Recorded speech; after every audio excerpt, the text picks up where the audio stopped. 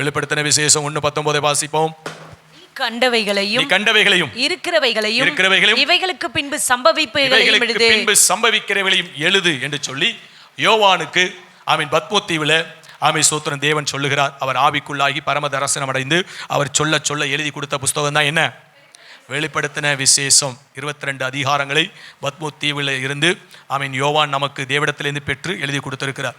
இந்த வெளிப்படுத்தின விசேஷத்தில் 3 முக்கியமான பகுதி தான் இருக்கு. ஒன்று, யோவான் கண்டதை எழுதியிருக்கிறார். யோவான் ரெண்டாவது இருக்கிறதை எழுதியிருக்கிறார். மூன்றாவது இனி சம்பவிக்க போகிற காரியங்களை எழுதியிருக்கிறார். இந்த 3 தான் சோத்திரம் இந்த வெளிப்படுத்தின விசேஷத்தில் இருக்கு. அப்ப கண்டவை அப்படின்னு சொல்லி பார்க்கும்போது அது வெளிப்படுத்தின விசேஷம் 1வது அதிகாரம். பரலோகத்தை இயேசுவை பார்க்கிறார். பரலோகத்தில் யாரை பார்க்கிறார்? நீங்க என்னைக்காவது பார்த்திருக்கீங்களா? இந்த சிலை வச்சிருப்பாங்க பார்த்தீங்களா, அந்த சிலையை சொல்லக்கூடாது. சிலையை பார்த்துட்டு சொல்லக்கூடாது, இயேசுவை கண்டேன்னு சொல்லக்கூடாது. தேவனை தரிசிக்கணும். யோவான் தரிசிச்சிருக்கிறார். அவருக்கு அப்படி ஒரு பாக்கியத்தை தெய்வம் தந்திருக்கிறார். அல்லேலூயா. அதனால நம்மளும் அந்த பாக்கியத்தை வாஞ்சிக்கணும். ஆவிக்குள்ளாகி என்ன பண்ணணும்? பரம தரிசனம் அடையணும். முதல்ல ஆவிக்குள்ளாகணும். முதல்ல என்ன பண்ணணும்? ஆவிக்குள்ளாகி அந்த பரம தரிசனம் அடைந்து தான் தரிசிக்க முடியும். அதனால தான் அபிஷேகத்தை பெற்றுக்கொள்ள வேண்டும் சொல்லி அபிஷேக ஆராதனைக்கு முன்னால் அந்த காரியங்களை கொஞ்சம் சொல்ல கர்த்தர் உதவி செஞ்சார். தேவ பிள்ளைகள் அதில் கொஞ்சம் வாஞ்சியாக இருக்கணும். அல்லேலூயா. இன்னைக்கு உலக பொருள் மீது எவ்வளோ வாஞ்சியாக இருக்கிறோம். ஆமாம், சத்ரு எவ்வளோ அழகாக வஞ்சிக்கிறான் பார்த்தீங்களா? பரிசுத்த ஆவியை வாஞ்சிக்க விடலை பாருங்க. சோறு இல்லைன்னா அதுக்கு துக்கப்பட்டு அழுகிறோம். நம்ம நல்ல சாப்பாடு கிடைக்கலைன்னா அதுக்கு துக்கப்பட்டு அழுகிறோம். நம்ம விரும்புகிறது கிடைக்கலைன்னா அதற்கு துக்கப்பட்டு அழுகிறோம். எவ்வளோதான் சோறை சாப்பிட்டாலும் இந்த பூமியில் வாழ்கிற வரைக்கும் தான், அதுக்கப்புறம் சோறு கிடையாது. ஆனால் பரமராஜ்யம் போகணும்னா பரிசுத்தாவி வேணுமே. பரிசுத்தாவி இல்லாமல் பரமராஜ்யம் போக முடியாதே. அப்போ பரிசுத்தாவியை பெற்றுக்கொள்ளணுமே, அதற்காய் வாஞ்சித்து அழுகணுங்கிற சிந்தை என்னைக்காவது நம்முடைய இருதயத்தில் தோன்றுனதுண்டா? விடமாட்டான் சாத்தான். உலக காரியங்களை குறித்து தான் கவலைப்பட விடுவானே ஒழிய ஆவிக்குரிய பகுதியை குறித்து என்ன பண்ண மாட்டான்? கவலைப்பட விட மாட்டானா? நீங்கள் நானும் ஆவிக்குரிய பகுதியை குறித்து தான் என்ன பண்ணணும்? கவலைப்படுகிறவர்களாக இருக்கணும். அதனால் அபிஷேகம் பெறலையா? பெறணும். பெற்றுக்கொண்டா போதாது, இன்னும் அதில் பலப்படணும். இன்னும் பல பாசைகளை பெறணும், கிருபைகளை பெறணும், வரங்களை பெறணும், கனிகளை பெறணும். சோத்திரம் தெய்வீக அனுபவங்களை பெறணும், தேவனுடைய கரங்களை பயன்படணும். இப்படி நம்ம ஆவிக்குரிய வாழ்க்கையில் வளர்கிற இடத்திற்கு நீங்கள் நானே என்ன பண்ணணும்? உலகத்தில் சொல்லுவாங்க, ஆளும் வளரணும், அறிவு ஆள் மட்டும் வளர்ந்து அறிவு வளராமல் என்ன பண்ண? 2 வளரணும். அல்லேலூயா. இதுபோல் நம்முடைய வாழ்க்கையில் சோத்திரம் நம்ம ஆவிக்குரிய ஜீவியத்தில் என்ன பண்ணணும்? பூமிக்குரிய வாழ்க்கையில் மாத்திரமல்ல, ஆவிக்குரிய ஜீவியத்தில் வளர வேண்டிய பகுதியில் நீங்கள் நான் வளர்ந்து வருவனும். அது தேவன் நம்முடைய வாழ்க்கையில் எதிர்பார்க்கிறார். அல்லேலூயா. அப்போ பரிசுத்தமுடைய அபிஷேகத்தை பெற்றுக்கொள்ளணும். அபிஷேகத்தை பெற்றுக்கொண்டாதான் அடுத்த கட்ட வளர்ச்சியே நமக்கு வரும். சோத்திரம் அபிஷேகத்தை பெறணும்னா நம்ம வாழ்க்கையில் என்ன பண்ணணும்? நம்ம வாழ்க்கையை சுத்திகரித்து கொண்டு அதற்கேற்ற ஆயத்தத்தோடு தேவ சமூகத்தில் காத்திருப்போமானால், வாஞ்சியோடு இருப்போமானால் நிச்சயம் கர்த்தர் நிரப்புவார். நீங்கள் தேவ சமூகத்தில் கேட்டுக்கொண்டே இருங்க, நிச்சயம் ஒரு நாள் நிரப்புவார். அந்த அனுபவத்தை பெற்றுக்கொண்டாதான் அதோடைய மேன்மை, அதோடைய காரியம் என்னங்கிறது நமக்கு புரியும். சோத்திரம் அது பெற்றுக்கொண்டால் அதோடு நின்றக்கூடாது. அதில் அனுபவங்கள் 4 விதமான அனுபவங்கள் இருக்குது. அந்த அனுபவங்கள் எல்லாம் நம்ம வாழ்க்கையில் பெற்றுக்கொள்ளணும். அல்லேலூயா. சோத்திரம். அப்போ அந்த அபிஷேகத்துடைய நிறைவு தானே யோவானுக்குள் ஆவிக்குள்ளாகி அந்த பரம தரிசனத்தை அடையும்படியான ஒரு பாக்கியத்திற்குள்ளே கொண்டு போய் சேர்த்தது. அல்லேலூயா. நமக்கும் அப்படி ஒரு பாக்கியம் உண்டாயிரும். இந்த பூமியில் கண்ணை மூடுறதுக்குள்ளாட்டி ஒரு முறையாவது ஆவியில் நிரம்பி இப்படி ஒரு பரம ராஜ்யத்தை என்ன பண்ணிடணும்? பரலோகத்தில் போய் பார்க்க போகிறோம். எத்தனை பேர் விசுவாசிக்கிறீங்க? அல்லேலூயா. சரி, கர்த்தர் சோத்திரம். அப்போ கண்டிப்பாக இந்த பூமியில் மறிப்போம், மரணத்துக்கு பின்பதாய் பரமராஜ்யத்தை தரிசிப்போம். அது சோத்திரம். அந்த ஒரு விசுவாசம், அதுக்காகத்தான் இந்த ஓட்டம் ஓடிக்கிட்டு இருக்கிறோம். கர்த்தர் நல்லவராக இருக்கிறார். சோத்திரம். இவ்வளவு பேச்செல்லாம் ஏன் வாங்கிட்டு இருக்கிறோம்? சோத்திரம். குடும்பம், வீட்டில் குடும்பம், அந்த குடும்பம், இந்த குடும்பம் வந்தால் இங்கே அவர் மைக்க பிடிச்சிக்கிட்டு அதோட படுத்துகிற பாடு பெரும்பாடாக இருக்குது. இந்த பாடெல்லாம் சகிச்சு எப்படியாவது பரலோகம் போகணும் தான் எங்கே வந்து நிற்கிறோம். என்ன பேசினாலும் பரவாயில்லையா? சோத்திரம். எப்படியாவது கேட்டு பரலோகம் போகணும்னு சொல்லி தான் இவ்வளோ பிரயாசப்பட்டு என்ன பண்ணிட்டு இருக்கிறோம். இல்லைன்னா இவர் பாட்டு பேசிக்கிட்டு இருக்கட்டும், நம்ம பாட்டு போய்கிட்டு இருப்போம். இதை கேட்கவா நம்ம வந்திருக்கிறோம் அப்படின்ட்டு போயிடுவோம். அல்லேலூயா. பரம ராஜ்யத்திற்குரியவர்களாக இருக்கிறனால தான் நீங்கள் என்ன பண்ணுறீங்க? பொறுமையோடு உங்கள் பொறுமையை பார்த்து ஆண்டவரே என்ன பண்ணுறார்? அதிசயப்பட்டு பூரிப்பார். அல்லேலூயா. இதே பொறுமையை வீட்டிலையும் கை கொள்ளுங்க. சோத்திரம். இன்னும் அவர் அதிசயப்பட்டு பூரிப்பார். அல்லேலூயா. வீட்டில் தாண்டவம் ஆடிடுறீங்க, அப்படியெல்லாம் தாண்டவம் ஆடிடக்கூடாது. இங்கே எவ்வளோ பேசினாலும் பொறுமையாக கேட்குறீங்க பற்றியில் யாராவது சில பேர் தூங்கிக்கிட்டு இருக்கிறீங்க. நல்லா தூங்குங்க. கர்த்தருக்கு சோத்திரம். கர்த்தர் உங்களுக்கு அயர்ந்த நித்திரையை கொடுத்துருக்கிறார். சோத்திரம். நீங்கள் கிருபை பெற்றவங்க. அதனால சோத்திரம். கர்த்தர் அந்த பாக்கியத்தை தந்தபடினாலே நல்லா உறக்கிட்டு என்ன பண்ணுங்க? சோத்திரம். வீட்டில் போய் விழிச்சுக்கங்க. அல்லேலூயா. சண்டை ஓடணும். வீட்டில் சண்டை போடணும்னா தூங்க முடியாது. அதனால் வீட்டில் சண்டை போடணும்னா விழிச்சு தான் சண்டை ஓடணும். வீட்டில் போய் விழிச்சுக்கிட்டு நல்லா சண்டை ஓடுவாங்க, இங்கே நல்லா உறங்கிட்டு போயிடுவாங்க. சரி போகட்டும், கர்த்தர் நல்லவராக இருக்கிறார். அப்போ இங்கே இவ்வளோ நேரம் என்ன பண்ணுறீங்க? பொறுமையோடு இருக்கிறீங்களே. வீட்டில் 5 நிமிஷம் புருஷன் பேசுனா எதிர்த்து பேசுறீங்க. சோத்துரும். மனைவி ஏதாவது சொல்லிட்டா என்ன பண்ணிடுறீங்க? டபால் எதிர்த்துறீங்க. ஆனால் 1 மணி நேரம் 1.5 மணி நேரம் போனால் கூட வேறு வழி இல்லாமல் அப்படியே பொறுமையாக என்ன பண்ணுறீங்க? அப்போ இங்கே இருக்கிற பொறுமையை பார்த்து தேவன் பூரிக்கிறார்ல, சந்தோஷப்படுறாருல உங்கள் பொறுமையை பார்த்து. அப்போ வீடுகளில் அந்த பொறுமை என்ன பண்ணணும்? வெளிப்படணும். அப்பொழுது தேவன் சந்தோஷப்படுவார், உங்கள் வாழ்க்கை ஆசீர்வாதமாக இருக்கும். சரி போகட்டும், கர்த்தர் நல்லவராக இருக்கிறார். அப்போ பரலோகத்தில் தேவனை தரிசிக்கிறார் யோவான். தேவனை பார்க்கிறார். பார்த்து ஒவ்வொரு காரியங்களையும் நம்ம கடந்த நாட்கள் என்ன பண்ணிட்டோம்? அதை குறித்து தியானிச்சிட்டோம். அவர் கண்டதை எல்லாம் தியானித்து அதுபோல் நம்ம என்ன பண்ணணும்? அவருடைய சாயலாக மாறும். எதுக்கு அவர் கண்டார்? எதுக்கு அவர் எழுதி வச்சார்? அவருடைய சாயலாக நீங்களும் நான் என்ன பண்ணணும்? மாறணும். அதில் உள்ள ஆவிக்குரிய சத்தியத்தை குறித்து என்ன பண்ணணும்? அன்னைக்கு தூங்கிட்டீங்கன்னா ஒன்றும் பண்ண முடியாது. ஆனால் கர்த்தருடைய கிருபை உங்களுக்கு ரெக்கார்டில் இருக்குது. அதனால் இங்கே தூங்கினாலும் உங்களுக்கு கவலை இல்லை. வீட்டில் போய் என்ன பண்ணுங்க? தூக்கம் வராத நேரத்தில் தட்டி கேளுங்க. ஆமாம், சோத்துரும். அது ஓடும், அது படிக்கும். சில பேர் தூக்கம் வரலைன்னா போட்டு தட்டி கேட்குறீங்க. ஏன்னா கேட்டவன தூக்கம் வருதான். அல்லேலூயா. இங்கேயும் தூங்கி அங்கேயும் தூங்கி இப்படி தூங்கி தூங்கி எங்கே போய் தூங்க வேண்டியதான்? புழுக்களே படுக்கை, அதுவே போர்வை, அந்த இடத்துக்கு போயிடும். அதனால் அப்படி போயிடக்கூடாது. ரொம்ப கவனமாக இருக்கணும். அல்லேலூயா. நீங்கள் நானும் பரமராஜ்யத்திற்காக அழைக்கப்பட்டவர்கள் ஒரு நாள் ஒருபோது மறந்து விடாமல் அதற்காக தான் அழைக்கப்பட்டோம்னு சொல்லி அதையே சிந்தித்து அதற்காக ஓடிக்கொண்டே இருக்கணும். அவர் வரும்பொழுது அவர் இருக்கிற வண்ணமாய் நீங்கள் நானும் என்ன பண்ணுவோம்? அவர் எப்படி இருக்கிறாருன்னு தெரியணும்ல. அவர் வரும்போது அவர் இருக்கிற வண்ணமாய் நீங்களும் நானும் இருப்போன்னு சொல்லி இருக்கு. ஆனால் அவர் முதல்ல எப்படி இருக்கிறாருன்னு தெரியணும்ல. அதைத்தான் யோவான் பார்த்து எழுதினார். அதைத்தான் கடந்த நாட்களை தியானிச்சோம். அதை பார்த்து நீங்களும் நான் அவரை போல என்ன பண்ணிடணும்? மாறிட்டா அவர் வரும்போது அவர் இருக்கிற வண்ணமாய் நாமும் இருப்போம். அவர் நம்மளை கூட்டி சேர்க்கும்படியாய் சீக்கிரமாய் வரப்போகிறார். அல்லேலூயா. அதனால கண்டதை அவர் எழுதி வச்சிட்டார். அதுக்கப்புறம் இருக்கிறத எழுதினார். என்ன இருந்துச்சு? ஆசியா கண்டத்தில் 7 சபைகள். அந்த 7 சபைகளை குறித்து அவர் எழுதுகிறார். அதில் நிறை குறைகளை எழுதி மனம் திரும்பு, ஆமா ஜெயங்கொள்கிறவர்களுக்கு இப்படிப்பட்ட நன்மைகள் என்று சொல்லி 7 சபைகளுக்கு கர்த்தர் எழுதுகிறார். அல்லேலூயா. இந்த 7 விதமான கேட்டகரியில தான் உலகத்தில் சபைகள் இருக்கு. நம்ம சபை இந்த 7 சபைகள் ஏதோ ஒரு சபையோடு பொருந்திரும். எந்த சபையா இருந்தாலும் சரி, இந்த 7 சபைகளில் ஒரு சபையில் போய் என்ன பண்ணிடும்? பொருந்திரும். ரைட்.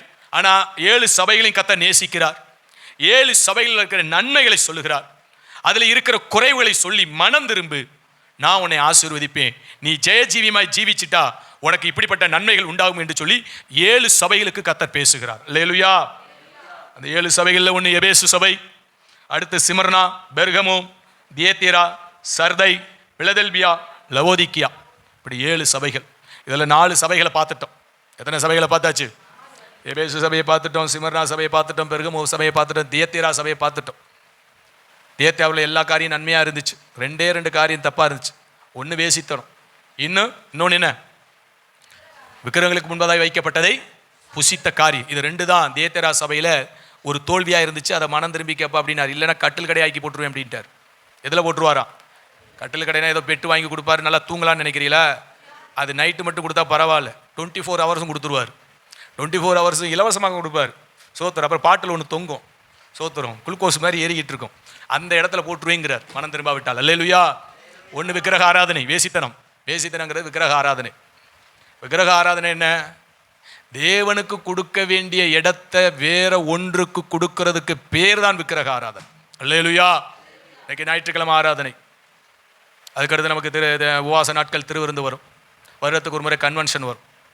இந்த நாளில் நீங்கள் வேற ஒன்றை எதையாவது முக்கியத்துவப்படுத்திட்டீங்க அப்படின்னா, அதை மிஸ் பண்ணிட்டா அதற்கு பேர் தான் என்ன?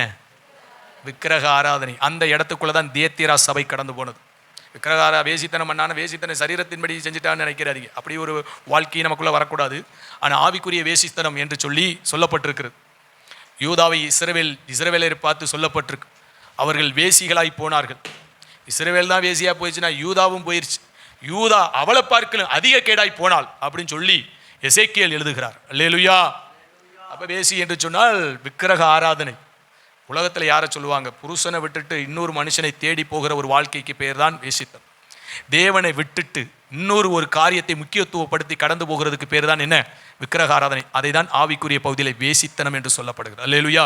இப்படிப்பட்ட வேசித்தனங்கள் நம்முடைய வாழ்க்கையில் இருக்கக்கூடாது. ரட்சிக்கப்பட்ட பிள்ளைகள், ஸ்நானம் எடுத்தவர்கள், அபிஷேகம் மற்றவர்கள் ஒரு ஆராதனையை மிஸ் பண்ணக்கூடாது. அல்லேலூயா. அங்கே கல்யாணம், அங்கே வேலை, இந்த வேலை, அந்த காரியம் எச்சோலியும் சொல்லக்கூடாது. ஒருவேளை வர முடியலன்னா படுக்கையாக இருக்கிறோன்னு அர்த்தம். வியாதி பலவீனத்தை நிமித்தம் நம்மளால் வர முடியல. அந்த ஒரு ரீசனை தவிர வேற எந்த காரணத்தை கொண்டும் பரிசுத்த ஆராதனை தடை செய்யப்படக்கூடாது, திருவிருந்து தடை செய்யப்படக்கூடாது, கன்வென்ஷன் தடை செய்யப்படக்கூடாது. அப்படி மீறுவோமானால் அதைத்தான் வேசித்தனம் என்று தேத்தேரா சபைக்கு தேவன் எச்சரிக்கிறார். மனம் திரும்பி இருப்பா, இல்லைனா கட்டில் கடையா போட்டுருவேங்கிறார். அல்லேலூயா. 2வது குற்றத்தை சொன்னார், நீ விக்கிரகங்களுக்கு முன்பதாய் வைக்கப்பட்டதை என்ன பண்ணுகிறாய். அதோடைய ஆவிக்குரிய பகுதியை நம்ம சொன்னோம். நம்ம யாரும் புசிக்க போறதில்ல. அந்த சபையில் இருக்கிற நல்ல காரியத்தில் ஒன்று கூட நமக்கு கிடையாது. அப்படி குவாலிஃபிகேஷன் நிறைந்த ஒரு சபையா தேத்தேரா சபை இருக்கு. அவங்க போய் விக்கிரகத்துக்கு முன்னால் வச்சதை புசிச்சிருவாங்களா? நீங்களும் நானே புசிக்க மாட்டோம், அவங்க புசிப்பாங்களா? அப்போ ஆவிக்குரிய பகுதி என்ன அப்படின்னா, சோத்திரம். அதை தான் நான் கடந்த நாட்களில் சொல்லி கடந்து போனேன். சோத்திரம், பாரம்பரியங்களுக்கு இடம் கொடுத்து, எதற்கு இடம் கொடுத்து? பாரம்பரியங்களுக்கு இடம் கொடுத்து அதற்கு முன்பதாய் வைக்கப்படுகிற உணவு காரியங்களை புசிப்பது தான் அது விக்கிரகங்களுக்கு முன்பதாய் வைக்கப்பட்டதை புசிப்பதற்கு எப்படி இருக்கு? ஒப்பனையா இருக்கிறது. அல்லேலூயா. வேதத்தில் நமக்கு எதை செய்யணும் எதை செய்யக்கூடாது தெளிவாக சொல்லி கொடுத்துருக்கு. பிறப்பிலிருந்து இறப்பு வரைக்கும் சகல காரியங்கள் சொல்லப்பட்டிருக்கு. அதை தாண்டி இந்த பூமியில் ஒன்று இருக்கும்னா அது சோத்திரம், பூமியில உண்டானது, உலகத்தில் உண்டானது, அது தேவனால் உண்டாக்கப்படவில்லை என்று வேதம் சொல்லுகிறது. அல்லேலூயா. அப்படிப்பட்ட காரியங்கள் விசேஷங்களுக்கு நம்ம போய் சொந்த பந்த உறவை திருப்திப்படுத்துவதற்காக அப்படிப்பட்ட இடங்களுக்கு போகும்போது அது விக்கிரகங்களுக்கு முன்பதாக வைக்கப்பட்ட புசிப்பதற்கு சமம் என்று சொல்லப்பட்டிருக்கு. சரி, போகட்டு. இதெல்லாம் உங்களுக்கு நினைப்பூட்டி கொடுக்குறேன். ஏன்னா எத்தனை முறை சொன்னாலும் நம்ம மறந்து போகிறோம். ஏன்னா நீங்களும் நான் அவ்வளோ பிரில்லியண்ட்டாக இருக்கிறோம். அல்லேலூயா. 100 முறை சொல்லி கொடுத்து 101வது முறை என்னடான்னு கேட்டால் இப்படித்தான் பார்க்குறோம். அல்லேலூயா. சோத்திரம். நான் ஆசிரியராக இருந்து சோத்திரம் இந்த ஊழியத்துக்குள்ளே வந்ததுனால அதே பாணி தான் வரும். ஒரு கிளாஸ் எடுக்கிறதுக்கு முன்னால் என்ன பண்ணுவோம்? முன்னால் ஒரு ரிவிஷன், அவனுக்கு ஒரு டச்சப் கொடுத்து விட்டுட்டு அடுத்து என்ன பண்ணுவோம்? சோத்திரம். அப்போ தான் கொஞ்சமாவது நடத்துறது என்ன பண்ணும்? புரியும். அல்லேலூயா. ஆனால் நீங்கள் எப்படி வேணாலும் நடத்துங்க ஐயா, நாங்கள் இருக்கிற வண்ணமாகவே என்ன பண்ணுகிறோம்? இருக்கிறோம் அப்படின்ட்டு போயிடக்கூடாது. அல்லேலூயா. சரி, இன்னைக்கு சர்தைங்கிற சபையை குறித்து நம்ம பார்க்க போகிறோம். அல்லேலூயா. வாசிங்க. கர்த்தர் நல்லவராக இருக்கிறார். வெளிப்படுத்தினல் 3:1. வெளிப்படுத்தின 3வது அதிகாரம் 1-5 முடிய உள்ள வசனங்களை வாசிங்க. சர்தை சபையின் தூதனுக்கு நீ எழுத வேண்டியது என்னவெனில், தேவனுடைய 7 ஆவிகளையும் 7 நட்சத்திரங்களையும் உடையவர் சொல்லுகிறதாவது, உன் கிரியைகளை அறிந்திருக்கிறேன். நீ உயிருள்ளவன் என்று பெயர் கொண்டிருந்தும் செத்தவனாய் இருக்கிறாய். ஆண்டவர் சொல்றாரு, நீ உயிருள்ளவன் என்று பெயர் கொண்டிருக்கிறாய், ஆனால் செத்தவனாய் இருக்கிறாய். அந்த சபை ஒரு செத்த சபையா இருக்கு. ஜீவன் இல்லை. என்ன இல்லை? எல்லாம் இருந்து ஜீவன் இல்லைன்னா என்ன பண்ண? ஜீவன் ரொம்ப முக்கியம் இல்லை. ஆனால் அவன் பார்வைக்கு உயிருள்ளவனை போல் இருக்கிறான். அவன் பார்வைக்கு உயிருள்ளவனை போல் இருக்கிறான். ஆனால் சொல்லுகிறார், செத்தவனாய் இருக்கிறாய். அந்த சர்தை சபை செத்த சபையா இருக்கு. செத்த சபைனா என்ன? இயேசுநாதர் இல்லை. இந்த உலகத்தில் ஆண்டவர் சொன்னார், மரித்தோர் என்ன பண்ணட்டும்? அடக்கம் பண்ணட்டும். அப்படியே என்ன? அவன் தேவனை அறியாதவன். தேவனை அறியாதவன் என்ன பண்ணுறான்? தேவனை அறியாதவன் அவன் உண்மையிலே ஒருத்தன் செத்து போயிருக்கிறான், மாம்சத்தில் செத்து போயிருக்கிறான். உயிரோடு இருக்கிறவன் தேவன் அறியல. அதனால் அவன் என்ன பண்ணிட்டு அடக்கம் பண்ணிட்டு போட்டும். அப்போ தேவனுடைய பார்வையில் உலக மனிதர்கள் எல்லாரும் மரித்தவர்களுக்கு சமம். அவங்க உயிரோடு இருந்தாலும் அவங்க எதற்கு சமம்? மரித்தவர் சபை. இப்போ தேவனுக்குள்ள வந்த சபையில் இருக்கிற அந்த சபையை பார்த்து, விசுவாச மக்களை பார்த்து சோத்திர ஆவியானவர் சொல்லுகிறார், நீ உயிருள்ளவன் என்று நினைக்கிறாய், இல்லை, நீ செத்தவன் அப்படிங்கிறார். அல்லேலூயா. அப்படின்னா தேவன் இல்லை, ரட்சிப்பு இல்லை. என்ன போயிருச்சு? ரட்சிப்பை விட்டுட்டாங்க. ரட்சிப்பை என்ன பண்ணிட்டாங்க? இழந்துட்டாங்க. விசுவாசத்தை விட்டுட்டாங்க. அப்போ கர்த்தருக்குள்ள வந்தவங்க, விசுவாசத்தோடு வந்தவங்க, ரட்சிப்பின் அனுபவத்துக்குள்ள வந்தவங்க தான். ஆனாலும் சோத்திரம் கொஞ்ச காலத்தில் அவங்க சபையின் ஐக்கியத்துக்குள்ள இருக்கிறாங்க. சோத்திரம் அந்த மெம்பர்ஷிப்புக்குள்ள தான் இருக்கிறாங்க. நல்லது. ஆனால் எதை விட்டுட்டாங்க? ரட்சிப்பை விட்டுட்டாங்க. சோத்திரம் பாவ மன்னிப்பை விட்டுட்டாங்க. தேவனுடைய நீதியை விட்டுட்டாங்க. அதனால இரட்சகர் இல்லை. அதனால தேவன் சொல்லுகிறார், நீ செத்தவனாய் இருக்கிறாய். பாட்டு இருக்கு. என்ன இருக்கு? பாட்டு இருக்கு, தாளம் இருக்கு, வசனம் இருக்கு. ஆனா அவங்க வாழ்க்கையில இயேசு இல்லை. அவங்க வாழ்க்கையில என்ன இல்லை? ரட்சிப்பு இல்லாம போயிருச்சு. அல்லேலூயா. அதனாலதான் அப்போஸ்தலர் நடவடிக்கைகள் 2வது அதிகாரத்தை வாசிக்கும் போது, இந்த மாறுபாடான சந்ததியை விட்டு விலகி உங்களை ரட்சித்துக் கொள்ளுங்கள். அல்லேலூயா. சோத்திரம். அதுபோல ரட்சிப்பை நீங்கள் நான் என்ன பண்ணணும்? காத்துக்கொள்ளணும். ரட்சிப்பை தேவன் கிருபையாய் ரட்சிப்பை தந்தார். நாம் கிருபையாய் ரட்சிக்கப்பட்டோம், இலவசமாய் ரட்சிக்கப்பட்டோம். அப்படின்னா ரட்சிப்புனா என்ன? அக்கினி கடலுக்கு பாத்திரவான்களாய் இருந்த நம்மளை கர்த்தர் அதிலிருந்து மீட்டெடுத்து சோத்திரம் பரலோகத்தின் பிரஜையாய், தேவனுடைய பிள்ளையாய், பரலோகத்துக்குரியவர்களாய் கர்த்தர் மாற்றி வைத்திருக்கிறார். இதை எதன் வழியாய் பெற்றுக்கொண்டோம்? ரட்சிப்பின் வழியாய் பெற்றுக்கொண்டோம். அல்லேலூயா. இந்த ரட்சிப்பை நீங்கள் நான் என்ன பண்ணிடக்கூடாது? இழந்து போன ஒரு சபைதான் சர்தை சபை.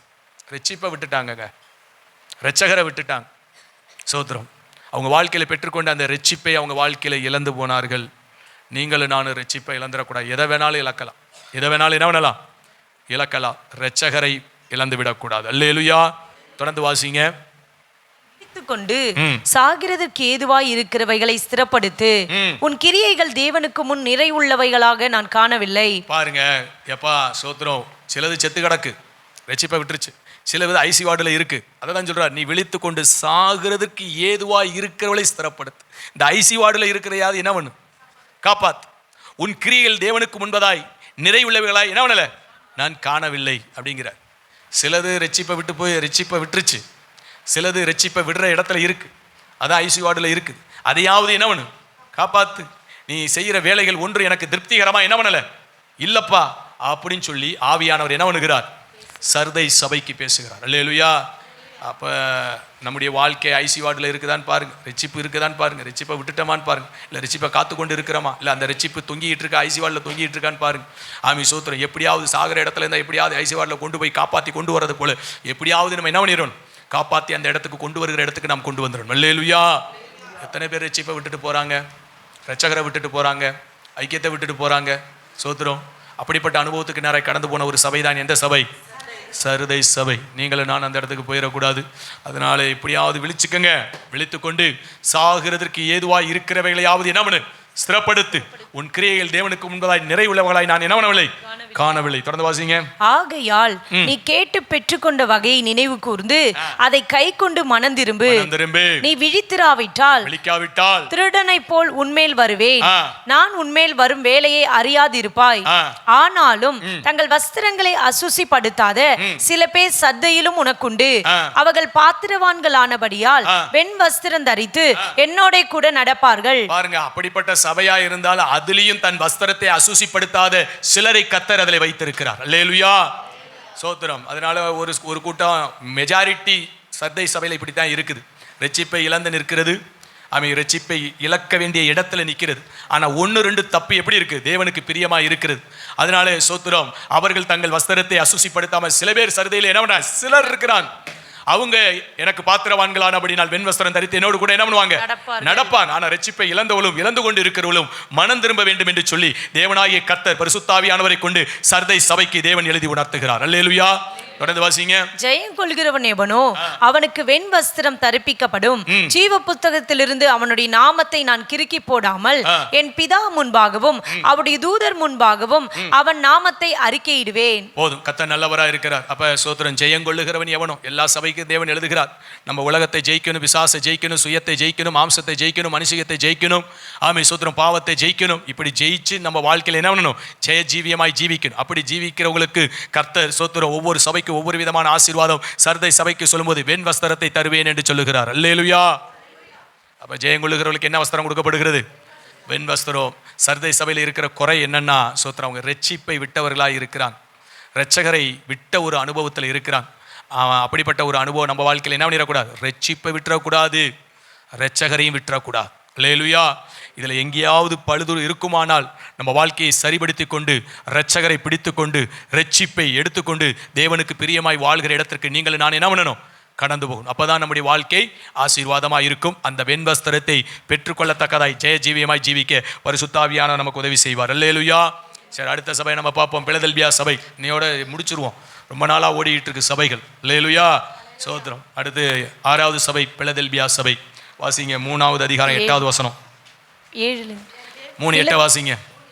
உன் கிரியைகளை அறிந்திருக்கிறேன், உனக்கு கொஞ்ச பலம் இருந்தும் நீ என் நாமத்தை மறுதலியாமல் என் வசனத்தை கை கொண்டபடியினாலே இதோ திறந்த வாசலை உனக்கு முன்பாக வைத்திருக்கிறேன், அதை ஒருவனும் பூட்ட மாட்டான். போதும். அல்லேலுயா. 7 சபைகளில இந்த ஒரு சபையை குறித்ததான் கர்த்தர் எந்த குற்றமும் என்ன பண்ணல, சொல்லல. சோத்திரம். இந்த சபைக்கு கர்த்தர் சொல்கிறார், நான் திறந்த வாசலை கட்டளையிடுகிறேன் என்கிறார். அல்லேலுயா. இந்த 7 விதமான சபைகள் இந்த பிலதெல்பியா சபையை போல தான் நீங்களும் நானும் இருக்கணும். அப்படிப்பட்ட ஒரு சபையாக தான் நீங்களும் நான் வளர்ந்து வரணும். அல்லேலுயா. அந்த சபையில் இருக்கிற ஒரு காரியம், அற்புதமான ஒரு காரியம் என்னதுன்னா, அங்கே சொல்லப்பட்டிருக்கு, உனக்கு கொஞ்சம் பலன் இருந்தோம். என்ன பலன் இருக்கா, கொஞ்சம் பலன் இருந்தோம் நீ என் நாமத்தை மறுதலியாமல் என் வசனத்தை கை கொண்டபடியினாலே. இதுதான் அந்த சபையுடைய விசேஷித்த காரியம். அவங்களுக்கு இருக்கிறது கொஞ்சம் பலன் தான். ஆனா அந்த கொஞ்ச பலத்திலும் அவங்க தேவனை மறுதலிக்கல, தேவனுடைய காரியங்களை மறுதலிக்கல. அவங்க தேவனுடைய வார்த்தையை கை கொண்டு நடக்கிற இடத்திற்கு அவங்க கடந்து வருகிறார்கள். அல்லேலூயா.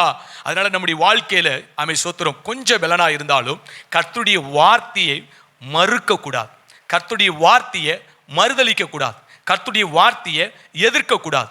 கர்த்தருடைய வார்த்தையை நீங்களும் நானும் கை கொள்ளுகிற இடத்திற்கு போவோமானால் உங்களை என்னையும் பார்த்து பரலோகம் சொல்லும், பிலதெல்பியா சபையை போல இருக்கிறாய், உனக்கு முன்பதாய் நான் திறந்த வாசலை கட்டளையிடுவேன், அதை ஒருவனும் பூட்ட மாட்டான் என்று சொல்லுவார். அல்லேலூயா, அல்லேலூயா. உங்களுக்கு புரியுற மாதிரி சொல்லணும்னா, எலியாவின் நாட்கள்ல பெரிய பஞ்சம், எலியாவின் நாட்கள்ல பெரிய பஞ்சம். அந்த பஞ்ச காலத்துல பாருங்க சோத்திரம், கேரித் ஆற்றண்டையிலே எலியாவை நடத்துறார். அந்த ஆறு வற்றி போகுது. வற்றி போனதற்கு பின்பதாய் எலியாவிடத்திலே கர்த்தர் பேசுகிறார், நீ சாரிபாத் ஊருக்கு போ, அங்கு உன்னை பராமரிப்பதற்கு ஒரு விதவையை கட்டளையிடுவேன் அப்படிங்கிறார். உடனே சாரிபாத் விதவைக்கு அந்த ஊருக்கு போகிறார். அங்கே ஊருக்கு போனால் அந்த விதவை ஏதோ ஒரு பெரிய நல்ல செல்வ செழிப்பாக இருப்பாள் போல. அவள் வீட்டில் போய் நம்ம சோத்திரம் இந்த பஞ்சகாலத்தை கடக்கலான்னு போனால் அவள் அங்கேருந்து எதிர்கொண்டு வருகிறா. அந்த விதவை எப்படி வரா? அவள் சொல்கிறா, என்னம்மா பண்ணுற? அதாவது கொஞ்சோண்டு ஒரு கை மாவு இருக்குது, ஒரு பிடி மாவு இருக்குது, கொஞ்சோண்டு கலசத்தில் என்ன இருக்குது? எண்ணெய் இருக்குது. இதை புசிச்சுட்டு சாக போகிறோம், அதுக்கடுத்து சாப்பிட்றதுக்கு ஒன்றும் இல்லை. கைப்பிள்ளை ஒருத்தன் இருக்கிறான். அதனால் அவனும் நானும் இந்த ஒரு அடையை என்ன பண்ண, ஆளுக்கு ஒரு அடையை சுட்டுட்டு என்ன பண்ண போகிறோம்? சாப்பிட்டுட்டு சாக போகிறோம். அதுக்கு 2 விறகை என்ன பண்ணுறேன்? அவருடைய நிலைமையை பார்த்தீங்களா? அவள் அப்படியே அந்த லைஃபோட எண்டில் வந்து நிற்கிறான், அந்த வாழ்க்கையின் முடிவில் வந்து நிற்கிறான். அவள்கிட்ட இருக்கிறது கொஞ்சம் பலன் தான். இப்போ எலியா சொல்கிறாரு, நீ போய் என்ன பண்ணு, முதல்ல அதை ஆயத்தம் பண்ணி, நீ சொன்ன மாதிரி ஆயத்தம் பண்ணி அந்த அந்த அப்போ அந்த அடை சுடுவ பற்றியா, அதில் ஒன்றை எனக்கு கொடுத்துரு. ஒன்றை யாருக்கு கொடுத்துடணும்? முதலில் ஊழியக்காரனுக்கு கொடுக்க சொல்கிறார். அல்லேலூயா. அவள்கிட்ட இருந்ததோ கொஞ்சம், ஆனால் அவள் மறுதலிக்கலை. பார்த்தீங்களா? நீங்களும் நான் அந்த இடத்துல இருந்து ஊழியக்காரனா நான் வந்து கேட்டேன்னு வச்சுக்கோங்களேன், சிலுவையில் அரைஞ்சு விட்டு தான் அடுத்த வருது என்ன பண்ணுவீங்க? நாங்களே சாகலாம்னு இருக்கிறோம், எங்கள்கிட்டே ஒன்றும் இல்லை, நீர் ஏதாவது கொண்டு வருவீர் என்று பார்த்தோம், நீர் ஒன்றும் கொண்டு வரலை.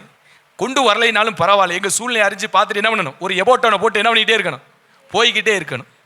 அந்த ஞான சிருஷ்டி அறிவும் உனக்கு இல்லை. அதனால என் நிலவரத்தையும் என்ன பண்ணுறேன் சொல்கிறேன். இவ்வளோ தான் இருக்குது, 2 அடை தான் சுட முடியும், அதை சுட்டு சாப்பிட்டு சாக போகிறது. இவ்வளவு சொன்னதுக்கு அப்புறமும் நீ திங்கலாம்னு நினைக்கிற பார்த்தியா? நீ எப்பேற்பட்ட ஆளு, உன்னை உசுரோடு விட்டு வைக்கலாமா? அப்படின்னு நமக்கு ஒரு ஞான உதயம் வந்துடும்.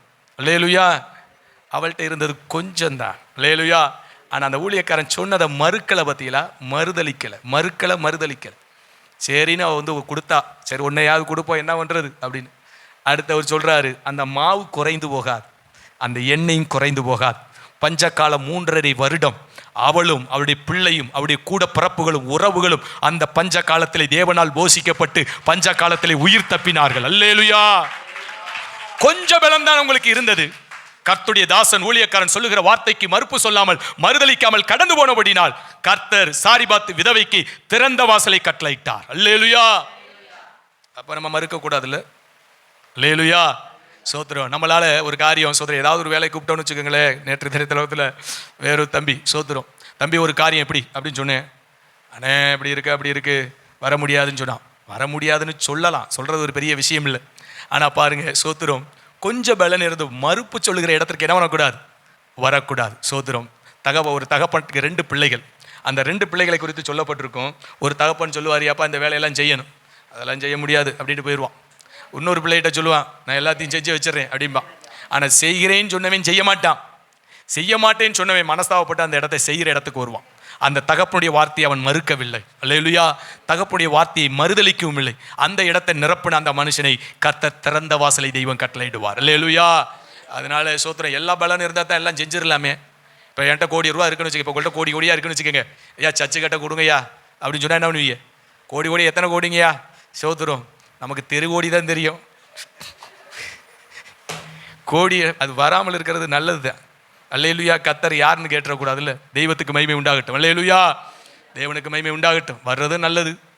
சோத்திரம். அதுக்கு நம்ம அடிமையாகிடக்கூடாது. அல்லேலூயா. ஆமே சோத்திரம். எல்லாவற்றையும் ஆளுகை செய்கிறவராக தான் கர்த்தர் நம்மளை வைத்திருக்கிறார். அதனால சோத்திரம், ஆளுகை செய்கிற இடத்துக்கு வரும் தேவன் மகிமைப்படுத்துவார். அதனால கர்த்தருக்காய் ஊழியத்திற்காய் சோத்திரம் தாராளமாய் கொடுக்கிற இடத்திற்காய் தேவன் நம்மளை உயர்த்தட்டு ஆசீர்வதிக்கட்டும். அப்படிப்பட்டவளாய் நீங்கள் உயர்ந்து வாங்க, தேவன் உங்களை ஆசீர்வதிப்பார். அல்லேலூயா. ஏன்னா எங்க உங்களுடைய பொக்கிஷத்தை சேர்க்கணும்? பரலோகத்தில் பொக்கிஷத்தை சேர்க்கணும். அல்லேலூயா.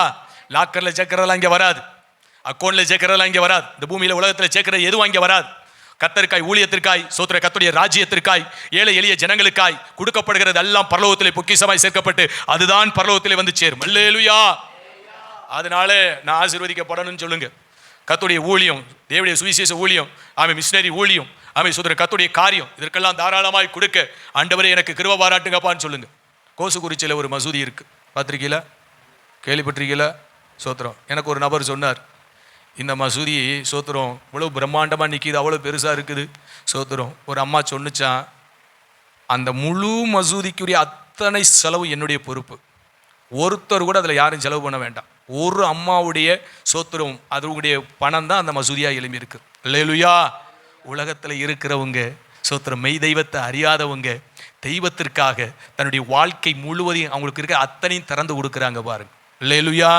கடந்த நாட்கள் ஒரு சாட்சி கேட்டேன். சோத்திரம் ஈரோட்டில் ஒரு தேவ பிள்ளை, அந்த தேவ பிள்ளைக்கு சோத்திரம் 2.5 சென்ட் இடம் இருக்கு. எத்தனை சென்ட் இடம் இருக்கு? 2.5 சென்ட். இந்து குடும்பத்திலேருந்து ரட்சிக்கப்பட்டு வந்திருக்கிறாங்க. ஆனால் சோத்திரம் அதில் அவருக்கு அவர் கொடுத்த, அவங்க ரொம்ப ஏழ்மையிலேருந்து வந்தாங்க. கர்த்தர் ஒரு ஆசீர்வாதத்தை கொடுத்து 2.5 சென்ட் இடத்த கொடுத்தார். அவர் சொன்னாரா, எனக்கு ஆண்டவர் 2.5 சென்ட் இடத்த கொடுத்துருக்கிறார், அதனால் முதல்ல இருக்கிற 1 சென்ட் கர்த்தருக்கு, பின்னால் இருக்கிற 1.5 சென்ட் எனக்கு அப்படின்னு அந்த 1 சென்டில் சோத்திரம் ஆலயத்தை கட்டி அதில் தேவனை தொழுது கொள்கிறான். கர்த்தருடைய ஊழியக்காரர் வந்து நடத்துகிறார். அந்த பின்னால் இருக்கிற வீட்டுக்கு போகணும், ஆலயத்துக்குள்ளே தான் போகணும், வேறு பாதையும் இல்லை. அல்லேலூயா. ஆனால் பின்னால் கர்த்தர் மகிமையாய் 1.5 சென்ட்டுக்குள்ளே அருமையாய் கீழ் வீடு மேல் வீடு கட்டி தேவன் கொடுத்திருக்கிறார். அல்லேலூயா. தேவனுக்கு மகிமையோட தனக்கு கிடைத்த ஒரு பகுதியை கர்த்தருக்காய் கொடுத்து சோத்திரம் கொஞ்சம் பலமா இருந்தாலும் அதை கர்த்தருக்காய் கொண்டு வராங்க பத்தியா, அவங்களுக்கு தேவன் திறந்த வாசலை கட்டளையிடுவார். அல்லேலூயா. பொருளாதாரம் மாத்திரம் அல்ல, சரீர உழைப்பா இருந்தாலும் என்ன பண்ணணும், நம்ம அந்த இடத்துக்கு வரணும். நமக்கு முடியாம தான் இருக்கும், ஆனால் கர்த்தருடைய வீட்டில் ஒரு வேலை அப்படின்னு வரும்பொழுது, எப்பா என்னால் ஒன்றும் செய்ய முடியலைனாலும் பரவாயில்ல தான், ஆனால் ரொம்ப ஆனாலும் என்னால் முடிஞ்ச சில வேலைகளை என்ன பண்ணுகிறேன் செய்கிறேங்கிற இடத்துக்கு வரும்போது அந்த கொஞ்சம் பலத்தை கர்த்தருக்காய் கொடுக்கும்போது சரீரத்தில் பெரிய ஆரோக்கியத்தை திறந்த வாசலை தெய்வம் கட்டளையிடுவார். அல்லேலூயா. கர்த்தர் நல்லவராக இருக்கிறார். தேவனுக்கு மகிமை உண்டாகட்டும். அதனால எல்லா பகுதியிலையும் நம்மளை இணைத்து கொள்ளணும். அப்போ கொஞ்சம் பலன்தான் இருக்கும், கொஞ்சம் பலன்தான் அவங்களுக்கு இருக்கு. ஆனால் மறுக்களை பற்றியலா, அவங்க மறுப்பு சொல்லலை பற்றியலா, நீங்களும் நான் அந்த இடத்தை எட்டி பிடிக்கணும். பொருளாதாரமாக இருந்தாலும் சரிதான். பாருங்க, 5 அப்பம் 2 மீன் சோத்திரம் ஒரு மனுஷன் கொண்டு வருகிறான். ஆனால் சின்ன பையன்தான். ஆனால் ஊழியக்காரன் வந்து கேட்குறான், அது தனக்காக வைத்திருக்கிற அந்த உணவு காரியம் அது எல்லாருக்கும் போதுமானது அல்ல.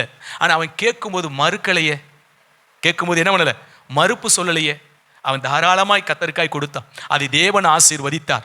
அது சோத்திரம் 5000 புருஷருக்கு மேலே திரளாய் சாப்பிட்டார்கள். மீதம் 12 கூட எடுத்தாங்க. அவன் வெறுமையாய் போயிருக்க மாட்டான், அவனை கர்த்தர் நிறைவாய் அனுப்பியிருப்பார். அல்லேலூயா. ஏன்னா மூலதனமே அவனுடையது, அவன் கொடுத்து தான் இவ்வளவு பெருகி இருக்கு. அதில் தான் 12 கூட நிறையா எடுத்திருக்கிறாங்க.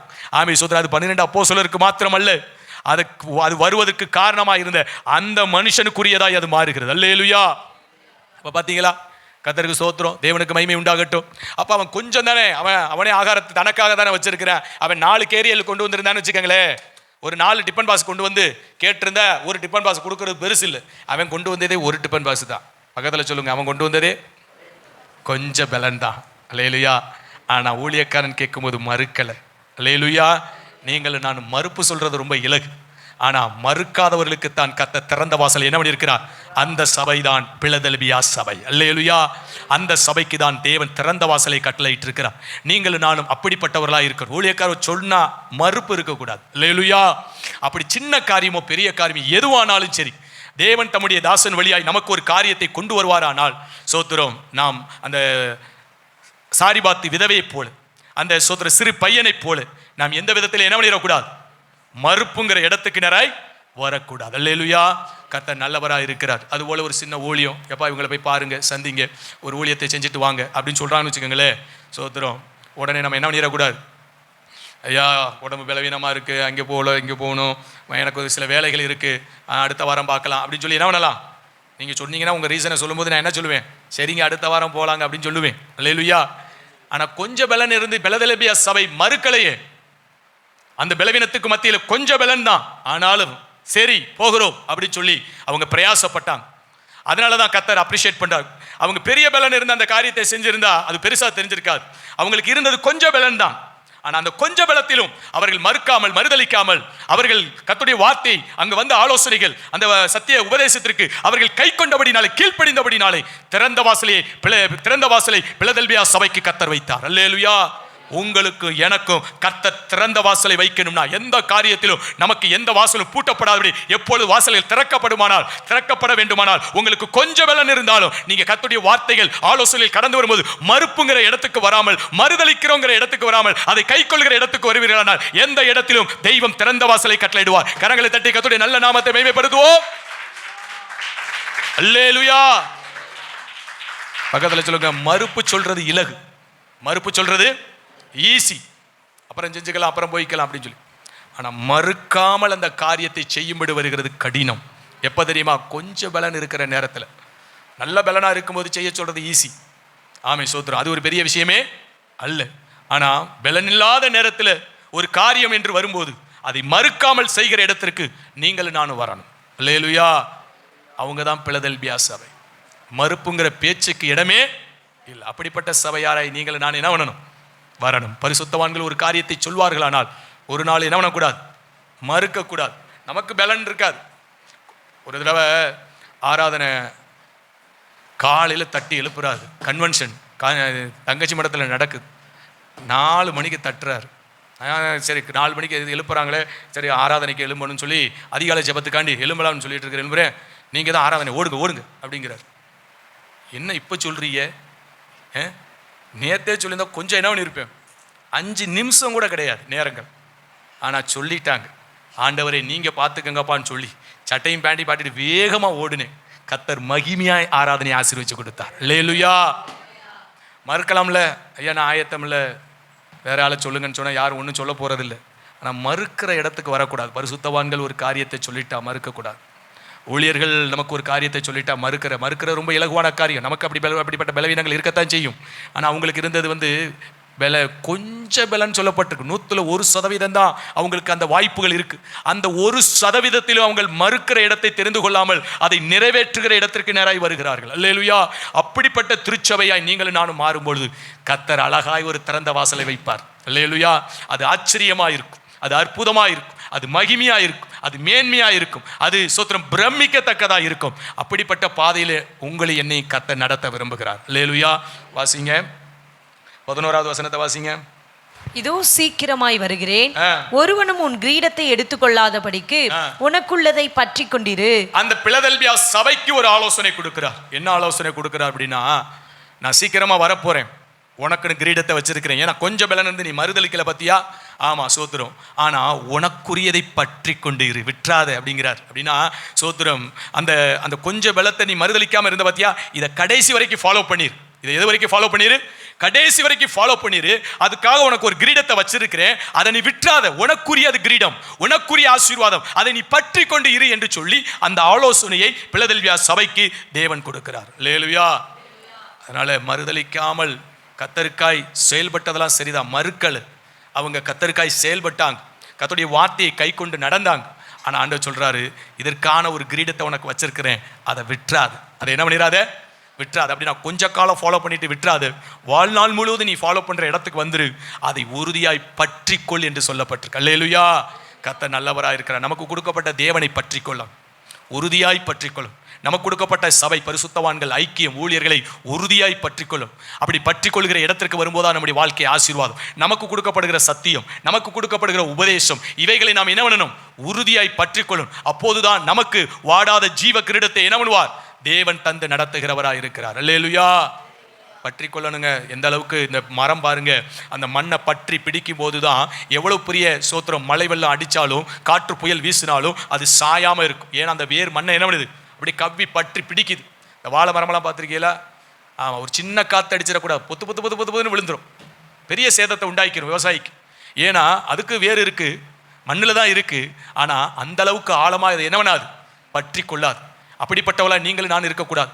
ஒரு சின்ன காற்று வந்தால் என்ன பண்ணிடக்கூடாது? விசுவாசத்தை தள்ளிடக்கூடாது, நம்முடைய சோத்திர ஐக்கியத்தை தட்டிடக்கூடாது. ஆமை சோத்திரம், நம்முடைய தேவனை விட்டு என்ன பண்ணிடக்கூடாது? பிரிச்சிடக்கூடாது. சின்ன சின்ன காற்றுகள் வீசும்போது ஆமை சோத்திரம் நாம் தடுமாறிடக்கூடாது. அல்லேலூயா. கண்மலையாகிய இயேசு கிறிஸ்து மீது அஸ்திவார போடப்பட்ட அந்த வீடு பெருவெள்ளம் வரும், பெருங்காற்று வரும், அதன் மீது மோதும், ஆனால் அது என்ன பண்ணாது? அசையாது. ஆனால் மண்ணின் மேல் கட்டப்பட்ட வீடு அந்த பெருவெள்ளம் வரும்போது, பெருங்காற்று வீசும்போது அது விழுந்து விழுந்து முழுவதும் அழிந்தது என்று சொல்லப்பட்டிருக்கு. அல்லேலூயா. அப்ப நீங்களும் நான் எந்த அளவுக்கு இரட்சகரையும் திருச்சபையும் பரிசுத்தவான்களை ஐக்கியத்தையும் பற்றிக் கொள்கிறோமோ, உபதேசத்தை பற்றிக் கொள்கிறோமோ, நம்ம வாழ்க்கையிலே தேவன் வைத்த அந்த கிரீடத்தை பெற்றுக்கொள்வதற்கு தேவன் கிருபை பாராட்டுவார். அல்லேலூயா. 3:12 வாசிங்க.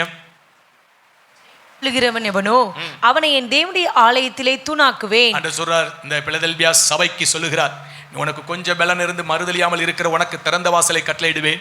நீ கடைசி வரைக்கும் உறுதியாய் பற்றி கொண்டு இருப்பாயானால் ஆமை சோதரன் ஜெயம் கொள்ளுகிற உனக்கு ஆலயத்திலே உன்னை என்ன பண்ணுவேன்? தூணாக்குவேன். தூணாய் என்ன பண்ணுவேன்? பில்லராய் உன்னை மாற்றுவேன் என்று சொல்லி இருக்கிறார். அல்லேலூயா. இவ்வளவு பெரிய கட்டடமா இருந்தாலும் அதை தாங்கி பிடிக்கிறது பில்லர் தான். இதுதான் தாங்கி பிடிக்குது, பில்லர். இது போல உங்களை என்ன பண்ணுவாராம்? சபைக்கு தூணாய் பில்லராய் மாற்றுவேன் என்று தேவனாகிய கர்த்தர் அந்த வாக்கை அளிக்கிறார். அல்லேலூயா. சரி, கடைசியா லவோதிக்கேயா சபையை பார்த்து முடிச்சிருவோம். வெளிப்படுத்தின விசேஷம் 3வது அதிகாரம் 15 20 முடிவுள்ள வசனங்களை வாசிங்க. உன் கிரியைகளை அறிந்திருக்கிறேன். நீ குளிரும் அல்ல அனலும் அல்ல. நீ குளிராயாவது அனலாயாவது இருந்தால் நலமாயிருக்கும். அதாவது இந்த லவோதிக்கேயா சபை எப்படி அப்படின்னா, இப்படியும் இல்லை அப்படியும் இல்லை, இங்கிட்டு சாயிறது இல்லை அங்கிட்டும் சாயிறது இல்லை, சோதரி இதையும் செய்யறது இல்லை அதையும் செய்யறது இல்லை, இப்படி ரெண்டும் கட்டானா இருக்கிறது. அப்படிப்பட்டவர்களா என்ன பண்ணக்கூடாது? ஒன்று குளிராயிரு இல்ல அனலாயிரு. நீ குளிரும் இல்லை அனலும் இல்லை, வெது வெதுப்பா இருக்கிறாய். அப்படி இருப்பாயனால் நான் உன்னை என்ன பண்ணுவேன்? வாந்தி பண்ணி போடுவேன் என்று சொல்லுகிறார். அல்லேலூயா. வாசிங்க தொடர்ந்து. இப்படி நீ குளிரும் இன்றி அனலும் இன்றி வெதுவெதுப்பாய் இருக்கிறபடியினால் உன்னை என் வாயினின்று வாந்தி பண்ணி போடுவேன். இப்ப குளிரும் இல்லை அனலும் இல்லைன்னா என்ன? அனலா இருக்கிறன்னா ஆவிக்குரிய வாழ்க்கையில ஃபயரா இருக்கிறது. குளிர்னா சுத்தமா ஆவிக்குரிய வாழ்க்கையில ஒண்ணும் இல்லை. இந்த குளிரும் இல்லாமல் அனலும் இல்லாமல் இந்த வெதுவெதுப்புங்கிறது 2ஆம் கட்ட நிலை. வந்தா ஆராதனைக்கு ஒழுங்காவா, இல்லைன்னா வராது. நான் சொல்லலை, வேதவசனத்துடைய வெளிச்சத்தை விளக்கத்தை சொல்றேன். அல்லேலூயா. உங்களை வராதுன்னு சொல்ல முடியுமா? சோதரம். தேவனுடைய வீட்டின் பண்ணை வேலையாட்கள் அல்லவா நீங்கள்? அல்லேலூயா. சோதரம். ஆனால் தேவனுடைய வசனம் என்ன சொல்லுது? குளிராயிருந்தா வராமல் இருக்கிறது, அனலா இருக்கிறதுனா ஆலயத்துக்கு வர்றது. இந்த வெது வெதுப்பாக இருக்கிறது என்ன தெரியுமா?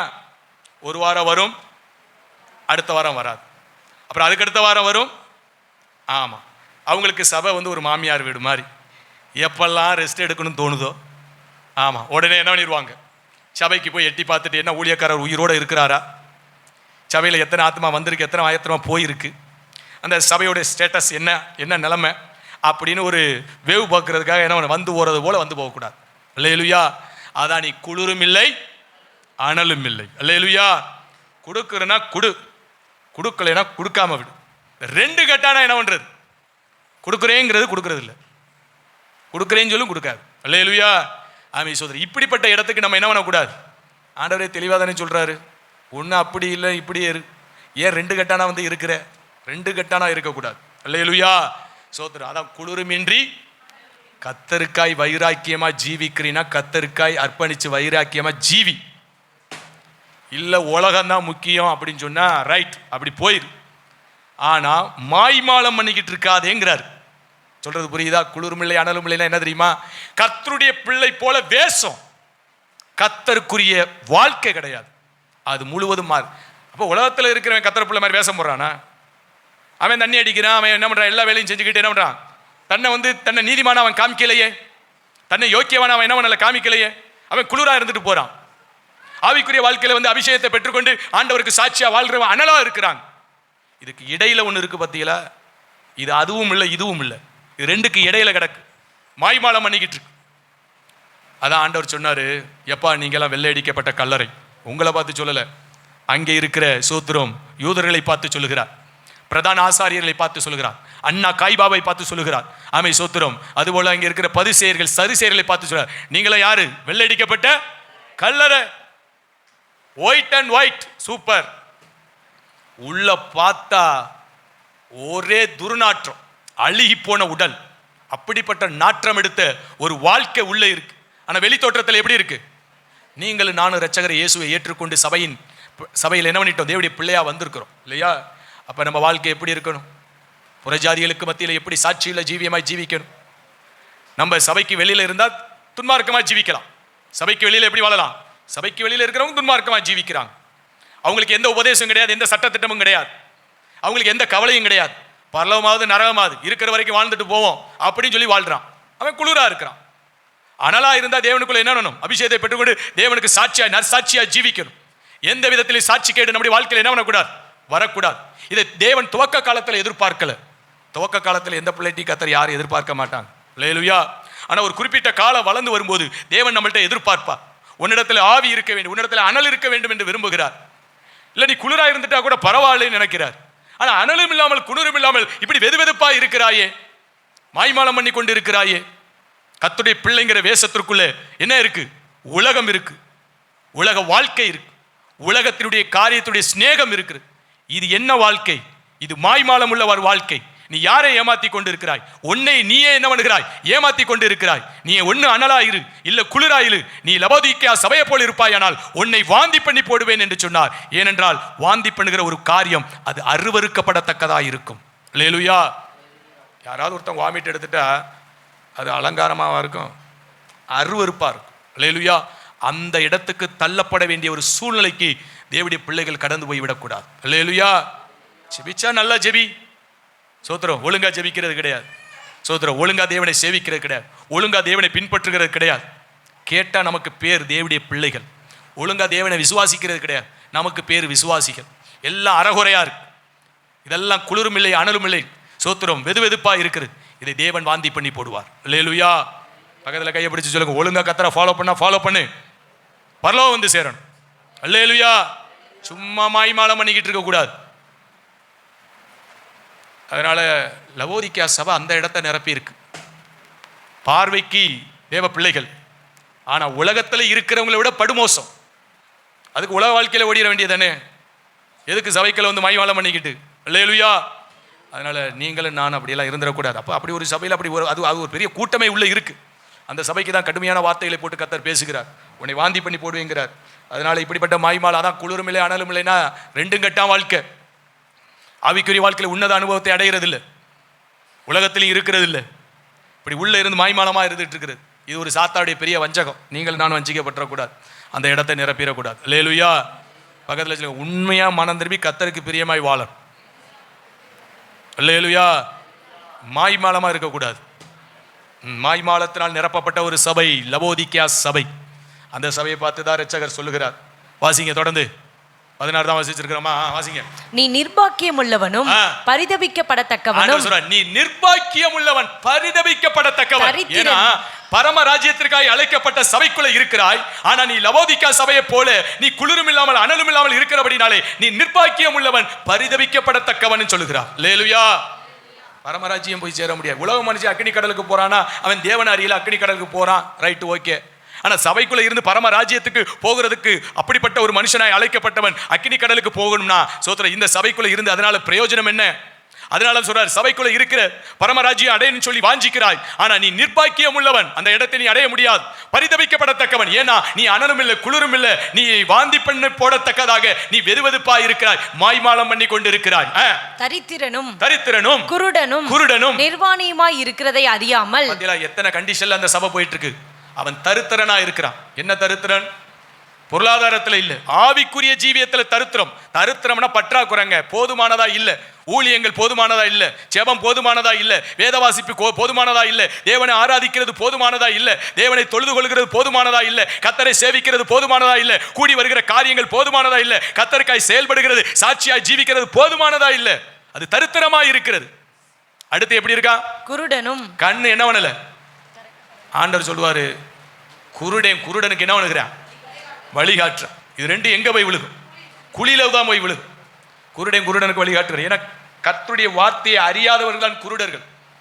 ஆண்டவர் சொல்றார் சில இடத்துல, என் தாசர்கள் குருடர்கள்ங்கிறார். என் தாசர்கள் என்ன இருக்கு? குருடர்கள். ஊழியக்காரர்கள் பார்த்து குருடர்கள் சொல்றார். அன்புதாஸ் ஐயா அடிக்கடி சொல்லுவார், குருட்டு பயல்கடா, குருட்டு பயல்கள். அப்படியே பெரிய அங்கலாய்ப்புல திட்டுவார். ஊழியக்காரங்களாம் குருட்டு பயல்கள், ஒன்னு தெரியல அப்படிம்பார், ஒரு சத்தியம் தெரியல, ஒரு வசனம் தெரியல, கேட்டா ஊழியம் செய்யறேங்கிறாங்க, குருட்டு பயல்கள் அப்படிம்பார். அப்ப அப்படின்னா சத்தியம் தெரியாத ஒரு வாழ்க்கை, அதான் குருடுன்னு அர்த்தம். கண்ணு தெரியாம எப்படி போக முடியும்? சத்தியம் தெரியாம எப்படி ஊழியம் செய்யறது? சத்தியம் தெரியாம எப்படி ஜீவிக்கிறது? வசனம் தெரியல, சத்தியம் தெரியல, விசுவாசிகளுக்கும் தெரியல, ஊழியர்களுக்கும் தெரியல. இப்படிப்பட்ட குருடா இருக்கு அந்த லவோதிக்கேயா சபை. நிர்வாணியுமாய் இருக்கிறதை அறியாமல். நிர்வாணியுமாய் இருக்கிறான், அதை அறியாம. ஆதாம் ஏவாளுக்கு கூட ஒரு அறிவு வந்துச்சு. தேவனை விட்டு பிரிந்த மாத்திரத்துல ஒரு நிர்வாணம் வந்துருச்சுன்னு சொல்லி அத்தி இலைகளை வச்சு என்ன பண்றாங்க? நிர்வாணத்தை மூடுறாங்க. தேவனை விட்டு பிரிஞ்சிட்டாலே நிர்வாணம். அதே தெரியாம இருக்கு இந்த லவோதிக்கா சபை. ஏன்னா சபைக்குள்ள ஏசு இல்லை. எங்க இருக்கிறார்? சபையை விட்டு வெளியில இருக்கிறார். அவர் கதவை தட்டிக்கிட்டு இருக்காரு, உள்ள வர விடுங்கடா அப்படிங்கிறார். அவங்க சபையில இயேசுவை கும்பிட்டு இருக்கிறாங்க, கையை தட்டி பெரிய ஆட்டம் பாட்டம் கொண்டாட்டம், புகை பறக்குது. யார் ஆராதிக்குமோ அவர் எங்க இருக்கிறாரு? அவர் வெளியில. அப்ப கொஞ்சம் வழி உள்ள விடுங்கப்பா, நான் கொஞ்சம் உள்ள வந்துக்கிறேங்கிறாரு. இல்ல நீங்க வெளியிலே இருங்கன்னு சொல்லி இங்க பார்த்த முழக்கம் பட்டையை கிளப்புறாங்க. ஆட்டம் பாட்டம் கொண்டாட்டம். தேவன் இல்லாவிட்டால் அவன் நிர்வாணி. அவன் நிர்வாணி என்பதை அறியாது இருக்கிறான். அப்படிப்பட்ட ஒரு தரங்கட்ட சபையா எது போயிருச்சு? லவோதிக்கா சபை. இன்னைக்கு ஆவிக்குரிய சபைகள் அந்த இடத்தை நிரப்பிக்கிட்டு இருக்கிறாங்க. நிர்வாணியா இருக்கிறாங்க. எந்த சபை நிர்வாணினா? சபையை விட்டு தேவன் வெளியில போயிட்டார்னா அந்த சபை நிர்வாணி. அல்லேலூயா, சோத்திரம். ஆதாம் ஏவாளுக்கு இருந்த உணர்வு கூட என்னவல்ல இன்னைக்கு இருக்கிற ஆவிக்குரிய சபைகள் என்று சொல்லிக்கொண்டு நடத்தி கொண்டு இருக்கிற அப்படிப்பட்டதான இடங்கள்ல பார்க்க முடியல. கடந்த நாட்கள் ஒரு ஊழியக்காரர் சொன்னார், எப்பா அவர் நிறைய ஊழியங்களை செஞ்சுட்டு இருக்கிறார். சிண்டோ வரிக்கிஸ் தான் சொன்னார். அநேக இடங்களில் பயன்படுகிற ஒரு கிருபா பாத்திரம். அவர் சொன்னார், ஊழியக்காரங்களுக்கு சாத்தான் பரவாயில்ல, யாருக்கு யார் பரவாயில்லையா? அப்போ இவங்க நிலைமை எப்படி இருக்கு பார்த்தீங்களா? அவங்க ஏரியாவில் ஊழியங்கள் அதிகம், ஆனால் சாத்தான் எல்லாரையும் வஞ்சித்து வச்சிருக்கிறான். முழு உலகமாக இருக்கு. பணத்தின் பின்னால் தான் என்ன பண்ணுறாங்க? கடந்து போய் கொண்டு இருக்கிறாங்க. பண மோகத்தில் தான் மூழ்கி நிற்கிறாங்க. ஆமாம். அப்போ தேவனை என்ன பண்ணிட்டாங்க? வெளியே தள்ளிட்டாங்க. நிர்வாணியாக இருக்கிறாங்க. ஆனால் அது நிர்வாணியாக இருக்கோங்கிறதே அவருக்கு என்ன பண்ணலை? தெரியல. சொல்லி கொடுத்தாலும் புரியலை. அப்போ அந்த மனுஷன் இந்த வார்த்தையை சொன்னால் அவர் எவ்வளோ அடிபட்டிருப்பார், எத்தனை ஊழியர்களை பார்த்துருப்பார். பார்த்துட்டு சொல்கிறார், பிசாசு பரவாயில்லையா, பிசாசு பரவாயில்லைங்கிறார். இந்த ஊழியர்களோட என்ன பண்ண முடியல, மாரடிக்க முடியல. பட்டு பயங்கரமாக இருக்கே, பக்கத்திலே குழிய விட்டுறாங்க, சகல வேலைகளையும் செஞ்சுக்கிட்டு இருக்கிறாங்க, எல்லா அநியாயம் இருக்குது, எல்லா அக்கிரமும் இருக்குது. அல்லேலூயா, கர்த்தருக்கு ஸ்தோத்திரம். அதனால நிர்வாணியாக இருக்கிறது அறியாமல். அடுத்து வாசிங்க. நான் ஐஸ்வர்யவான் என்றும் திரவிய சம்பனன் என்றும் எனக்கு ஒரு குறையும் இல்லை என்றும் சொல்லுகிறபடியால். ஆமா, எல்லாம் இருக்கு. பாட்டு இருக்கு, பிரசங்கம் இருக்கு, ஆமா, எல்லா புகை இருக்கு, என்னென்ன மியூசிக் இன்ஸ்ட்ருமெண்ட் இருக்கு அத்தனை இருக்கு. எனக்கு ஒரு குறை இல்லைன்னு சொல்றாங்க. ஆனா ஒரு குறை இருக்கு. என்ன குறை இருக்குன்னா இயேசு மட்டும்தான் இல்லை. எல்லாம் இருக்கு. மேலதாளத்துக்கு ஒன்றும் குறைவு இல்லை. வாத்தியை வாசிக்கிறதுக்கு 10 பேர் நிற்கிறான், ஒருத்தனும் ரசிக்கப்படலை. இன்னும் சொல்ல போனால் பீடி சிகரெட் அடிச்சுட்டு வந்து வாசிக்கிறாங்க. இன்னும் சொல்ல போனால் சினிமா பார்த்துட்டு வந்து வாசிப்பாங்க. இப்படிப்பட்ட ஆட்கள் தான் இங்கே நிற்கிது. பார்த்தா 10 பேர் அடிச்சுட்டு முழக்கிக்கிட்டு இருப்பாங்க. மியூசிக் பார்த்தா அத்தை எரியும், அப்பா என்னம்மா இருக்குது அப்படின்னு. அடுத்து இவர் ஆராதிக்கிற ஆராதனையை பார்த்தா சோத்துரும், அந்த புகையில் நம்மளே மயங்கி விழுந்துருவோம். மேகஸ்தம்பம்னு அந்த மேகஸ்தம்பம் கிடையாது, இவங்க போடுற புகை அது அப்படியே மேகஸ்தம்பமாக வந்து நிற்கும், அதில் மயங்கிடுவாங்க. அதுக்கப்புறம் பார்த்தா அடிச்சு நொறுக்கி சோத்திரம் பிரசங்கம் பட்டையை கிளப்பி சோத்திரம், கர்த்தர் உனக்கு அதை கொடுப்பார் இதை கொடுப்பார், பல்லவத்தை கொடுப்பாருன்னு சொல்ல மாட்டாங்க. ஏன்னா பல்லவத்தை கொடுக்கவும் மாட்டார், அதனால் அவங்க சொல்லவும் முடியாது. அதனால் அதை கொடுப்பாரு எல்லாம் முடிச்சிருவாங்க. சோத்திரம். பார்த்தா எங்களுக்கு ஒரு குறைவும் இல்லை. எங்களுக்கு என்ன இல்லை? எனக்கு தெரிஞ்சு நமக்கு இந்த வேத வசதி ஒரே ஒரு குறை தான். ஒரு குறையும் இல்லை, மற்ற எல்லாம் ஓகே. ஒன்றே ஒன்று, ஏசுநாதர் உள்ளே இல்லை. அவர் மட்டும் எங்கே போயிட்டார்? எப்பா இந்த கன்றாவிலாம் நம்மளால் என்ன முடியாது, பார்த்து ஜீர்ணிக்க முடியாதப்பா, நல்லா நடத்துங்கடா அப்படின்னு என்ன பண்ணிட்டார்? அவர் பேசாமல் இறங்கி வெளியில் போயிட்டார், சபையை விட்டு வெளில போயிட்டார். வாசிங்க தொடர்ந்து. நான் நீ ஐஸ்வர்யவன் ஆகும்படிக்கு நெருப்பிலே புடமிடப்பட்ட பொன்னையும் உன் நிர்வாணமாகிய அவலட்சணம் தோன்றாதபடிக்கு நீ உடுத்திக் கொள்வதற்கு வெண் வஸ்திரங்களையும் என்னிடத்திலே வாங்கி கொள்ளவும். ஆண்டவர் சொல்றார், எப்பா இப்படிப்பட்ட நிர்வாணத்துல இருக்கிற, இப்படிப்பட்ட சூழ்நிலை இருக்கிற என்னிடத்துல வந்து என்ன நிக்க வெண் வஸ்திரத்தை வாங்கி உன் நிர்வாணத்தை மூடி என்ன ஒண்ணு நல்ல ஒரு ஆவிக்குரிய ஜீவியத்தை பண்ணி பரமராஜ்யம் வந்து சேரு அப்படின்னு சொல்லி கர்த்தர் போதிக்கிறார். நீ பார்வையடையும்படிக்கு உன் கண்களுக்கு கலிக்கம் போடவும் வேண்டும் என்று உனக்கு ஆலோசனை சொல்லுகிறேன். ஆமா, குருட்டு பயலா இருக்கிற, எது சத்தியம்னு தெரியல, எது உபதேசம்னு தெரியல, அதனால கண்ணுக்கு கலிக்கனை போட்டு வசனத்தை படிச்சு அதன்படி என்ன காரியங்களை செய் அப்படின்னு சொல்லி கர்த்தர் ஆலோசனை சொல்றார். நான் நேசிக்கிறவர் எவர்களோ அவர்களை கடிந்து கொண்டு சிட்சிக்கிறேன். பாத்தீங்களா, இந்த லவோதிக்கா சபையை கர்த்தர் நேசிக்கிறார். என்னதான் காரியங்கள் தாறுமாறா இருந்தாலும் பாருங்க, ஏன்னா அவர் ரத்தத்தை கொடுத்திருக்கிறார் இல்லையா சபைக்காக, அதனால அவர் நேசித்து அவர் கடிந்து கொண்டு சிட்சிக்கிறேன், ஆகையால் நீ ஜாக்கிரதையா இருந்து என்ன மனம் திரும்பு. ஆமா, ரொம்ப மோசமான நிலைமைக்கு போனாலும் கடைசி வரைக்கும் தெய்வம் வாய்ப்பை கொடுக்குறாருங்க. ஒரு மனுஷனுக்கு நியாய தீர்ப்பு வந்து அவன் பாதிக்கப்படுறான்னா ஆமை சூத்திரம் ஒரு காரியத்தை கடைசி வரைக்கும் தேவன் வாய்ப்பு கொடுக்காமல் ஆமை சூத்திரம் அவனை என்ன பண்ண மாட்டார், நியாய தீர்ப்பில் கொண்டு வந்து நிறுத்த மாட்டார். எவ்வளவு வாய்ப்புகளை தேவன் கொடுக்கிறார் லவோதியா சபைக்கு. சோத்திரம். கடைசியிலாவது நீ மனம் திரும்பு, நீ ஜாக்கிரதையா இருந்து மனம் திரும்பு. நான் உனக்கு வெண்வஸ்திரத்தை தர்றேன், உன் நிர்வாணத்தை மூடுறேன், உன் குருடான பார்வையை விட்டு தெளிந்த பார்வைக்கு வா என்று சொல்லி கர்த்தர் லவோதியா சபைக்கு என்ன பண்ணுகிறார்? பேசுகிறார். 20 வாசிங்க. இதோ வாசற்படியிலே நின்று தட்டுகிறேன். வாசப்படியில இருக்கிற சபையை விட்டு வெளியில இருக்கிறார். அவர் வந்து கதவை தட்டுறாரு. ஒருவன் என் சத்தத்தை கேட்டு. இவ்வளவு பிரசங்கத்தை கேட்டீங்களப்பா, இந்த பிரசங்கத்தை கேட்ட நீங்க ஏன் சத்தத்தை கேட்டு அதன்படி நடப்பீங்கன்னா நான் உள்ள வருவேன், உங்களோடு நான் என்ன பண்ணுவேன்? போஜனம் பண்ணுவேன்னு சொல்றார். அல்லேலூயா. கதவை திறந்தால் அவனிடத்தில் நான் பிரவேசித்து அவனோட போஜனம் பண்ணுவேன், அவனும் என்னோட போஜனம் பண்ணுவான். நான் ஜெயங்கொண்டு என் பிதாவினுடைய சிங்காசனத்திலே அவரோட கூட உட்கார்ந்தது போல ஜெயங்கொள்கிறவன் எவனோ அவனும் என்னுடைய சிங்காசனத்தில் என்னோட கூட உட்காரும்படி அருள் செய்வேன். 22 வாசிச்சு முடிங்க. ஆவியானவர் சபைகளுக்கு சொல்லுகிறதை காதுள்ளவன் கேட்க கடவன் என்று எழுது என்றார். போதும். அல்லேலூயா. பாருங்க, எவ்வளவுதான் நம்முடைய வாழ்க்கை தாறுமாறா போனாலும், வழி விலகி போனாலும், மாய்மாலமாய் போனாலும் கர்த்தர் நம்மளை இழக்க விரும்பலை. அல்லேலூயா. அவருடைய உச்ச நேசம் சிலுவையிலே தேவன் நமக்கு பாராட்டினபடினால கடைசி வேலையிலேயாவது சரியான ஒரு இடத்திற்கு நீ வந்துட மாட்டாயா என்று சொல்லிதான் அவர் தன்னுடைய சத்தத்தை என்ன பண்ணுகிறார்? துணிக்க பண்ணுகிறார். அந்த லவோதிக்கா சபைக்கு கதவை தட்டினது போல நம்முடைய இருதயத்தை அவர் தட்டி தட்டி காரியத்தை சொல்றாரு. கொஞ்சமாவது நம்ம செவி கொடுத்துறோம். அல்லேலூயா. ஆமை சோத்திரம். பரிதபிக்கப்பட்டவனாய் போயிடக்கூடாது, நிர்பாக்கியம் உள்ளவர்களாய் போயிடக்கூடாது. கர்த்தர் ஜெயத்தை மட்டும் நீ எடுத்துட்டா, நீ வார்த்தையின்படி நீ வாழ்ந்துட்டா, உனக்கு சோத்திரம் என்னோடு கூட சிங்காசனத்துல யாருக்கு கொடுக்குறார் பத்தியில? லவோதியா சபைக்கு தான் கொடுக்குறார். என்னோட கூட என் சிங்காசனத்துல என் பக்கத்துல உட்காருவேங்கிறார். அல்லேலூயா. எப்படிப்பட்ட பாக்கியத்தை தேவன் நமக்கு தருகிறார். அதனால நீங்களும் நானும் நம்முடைய வாழ்க்கையில் இருக்கிற குறைவுகளை எல்லாம் நிறைவு செய்து கொண்டு தேவன் விரும்புகிற அந்த இடத்தை நிரப்புவோமானால், ஆமீன் சோத்திரம், ஜெய ஜீவியமாய் ஜீவிப்போமானால், ஆமீன், அவரோடு கூட சிங்காசனத்திலே அமரும்படி தேவனாகிய கர்த்தர் நமக்கு அனுக்கிரகம் பாராட்டுவார். அல்லேலூயா. சோத்திரம். 7 விதமான சபைகளை தியானிக்க கர்த்தர் கிருபை செய்தார். அதில் விசேஷித்தமாக இருக்கிறது பிலதெல்பியா சபை. இதை போல நம்ம இருக்கிறோம். கொஞ்சம் பலன் இருந்தாலும் மறுப்புங்கிற இடத்துக்கு வந்துடவே கூடாது, மறுப்பு சொல்லவே கூடாது. ஆமை சோத்திரம். அதாவது நமக்கு என் தாய் தகப்பன் சொன்னாலும், புருஷன் சொன்னாலும், பரிசுத்தவான் சொன்னாலும், ஊழியக்காரர் சொன்னாலும், வேதம் சொன்னாலும், வசனம் சொன்னாலும், நமக்கு அதை கை கொள்வதற்கு எந்த பலனும் இல்லாமல் போனாலும் மறுப்புங்கிற பேச்சுக்கு என்ன பண்ணக்கூடாது? வரவே கூடாது. மறுதளிக்காமல் இருக்கிறவங்களுக்கு கர்த்தர் திறந்த வாசலை கட்டளையிட்டு ஆசீர்வதிப்பார். அதுபோல அங்கு சொல்லப்பட்டிருக்கு, உனக்குரியதை பற்றி உன் கிரீடத்தை நீ என்ன பண்ணிக்க, உனக்குன்னு ஒரு ஸ்தானம் இருக்கு. ஆமை சோத்திரம். ஊழியமா இருந்தாலும் ஒரு ஸ்தானம் இருக்கு, ஒரு ஸ்தானத்தை வைத்திருக்கிறார். இப்போ நாங்கள் ஒரு ஐக்கியத்தில் இருக்கிறோமா, எனக்கு ஒரு ஸ்தானம் கொடுக்கப்பட்டு அதை நான் என்ன பண்ணணும்? கடைசி வரைக்கும் காத்துக்கொள்ளணும். எங்களுடைய கிருபாசன ஐக்கியத்தில் ஒரு ஸ்தானம் கொடுக்கப்பட்டிருக்கு. அதுபோல சோத்திரம் எங்களுடைய தலைமை சபை, எங்களுடைய ஐக்கியத்துக்குள்ள ஒரு ஸ்தானம் இருக்கு. சபையில் தேவனுடைய பிள்ளைகள் ஒவ்வொருவருக்கும் தேவன் ஒரு ஸ்தானத்தை வச்சிருக்கிறார். அதை பற்றிக்கொள் என்று சொல்கிறார். அதை விட்டுறாது, அதை இழந்துராது. ஆமை சோத்திரம். ஜெயங்கொள்ளுகிறவர்களுக்கு என்ன பண்ணுவேன்? ஆமை சோத்திரம். நான் என்னோடு கூட அமரும்படி சிங்காசனம் அமரும்படி அனுக்கிரகம் பண்ணுவேன்னு சொல்லியிருக்கிறார். இந்த லவோதிக்கா சபையை போல நாம் என்ன பண்ணிடக்கூடாது? இருந்துடக்கூடாது. பிலதெல்பியா சபையை போல என்ன பண்ணணும்? ஜீவிக்க தேவன் நமக்கு கிருபை பாராட்டுவார். எல்லா கண்களை மூடுவோம், முழங்கால் மண்டிடுவோம், இரட்சகரை நோக்கி பார்ப்போம். 3 சபைகளை குறித்து சிந்திக்க தேவன் கிருபை செய்தார். சர்தை, அது செத்த சபை, ரட்சிப்பை இழந்த ஒரு அனுபவம். ஆனால் சபைக்குள்ள இருக்கிறாங்க. ஆமை சுத்திரம். இரட்சகரை இழந்த ஒரு அனுபவம். நம்ம அப்படி இருக்கக்கூடாது. உயிருள்ளவர்களாக இருக்கணும். ரட்சிப்பை மரண பரியந்த காத்துக்கொள்ளுகிறவர்களாக இருக்கணும். பிலதெல்பியா சபை கொஞ்சம் பலன், ஆனால் மறுதளிக்கலை, மறுப்பு சொல்லலை. அவங்க கடவுளுடைய வார்த்தை ஆலோசனைகளுக்கு முற்றும் கை கொள்கிற இடத்திற்கு நேராய் கடந்து வந்தாங்க. தங்களுக்கு உண்டான காரியத்தை, தங்களுக்கு கொடுக்கப்பட்ட ஸ்தானத்தை, கிரீடத்தை பற்றி கொண்டவர்களாக இருந்தால் அதை அவங்க இழந்து போகலை.